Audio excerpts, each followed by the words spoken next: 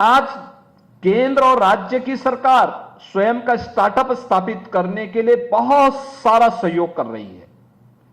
हमने उत्तर प्रदेश के अंदर 1000 करोड़ रुपए का फंड ऑफ फंड बनाया है, जो लड़के, जो युवा इस दिशा में कार्य करना चाहते हैं, उनका सपोर्ट करने के लिए, उनका सहयोग करने के लिए। इंडस्ट्री और इंस्टीट्यूशन का आपस में सहयोग बने, कोलैबोरेशन हो, और उसके माध्यम से युवाओं को वहां पर इंटर्नशिप करने का एक अवसर प्राप्त हो। क्योंकि अक्सर होता है, आप अपनी इंस्टीट्यूशन में, अपनी यूनिवर्सिटी में जो कुछ भी देखते हैं, जो कुछ भी पढ़ते हैं, वो आपका एक प्रकार का थ्योरेटिकल नॉलेज होता था। लेकिन आपने इस इनोवेशन कैंपस में आपने देखा होगा, यहां पे आपको प्रैक्टिकली एआई के बारे में, इंटरनेट ऑफ थिंग्स के बारे में, बिग डाटा के बारे में, उसका प्रयोग करते हुए आप देखे गए होंगे। उसका प्रैक्टिकल स्वरूप आपने, उसका व्यावहारिक स्वरूप आपने यहां पे देखा है।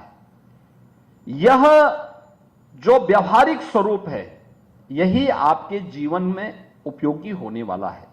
क्योंकि थ्योरी पढ़ते पढ़ते व्यक्ति की समझ में कम आता है, लेकिन जब उसी का व्यावहारिक स्वरूप वो देखता है तो बहुत आसानी के साथ उसको आप आगे बढ़ा सकते हैं, बहुत आसानी से आप उसको बढ़ा सकते हैं।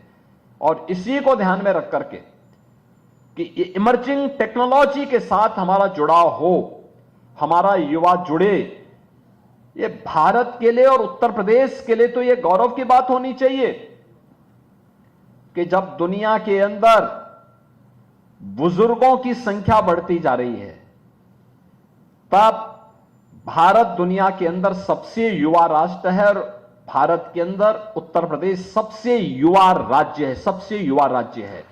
यानी हमारी जो कुल आबादी है, उस आबादी में 56 से 60% आबादी ऐसी है जो वर्किंग फोर्स है, युवाओं की है, कार्य करने की सामर्थ्य रखती है। अगर वह इस प्रकार के प्रशिक्षण के साथ जुड़ करके अपने आप को तैयार करती है, तो यह भी अर्थव्यवस्था को भी और प्रत्येक नागरिक के स्वावलंबन को भी आगे बढ़ाने में मदद करती है।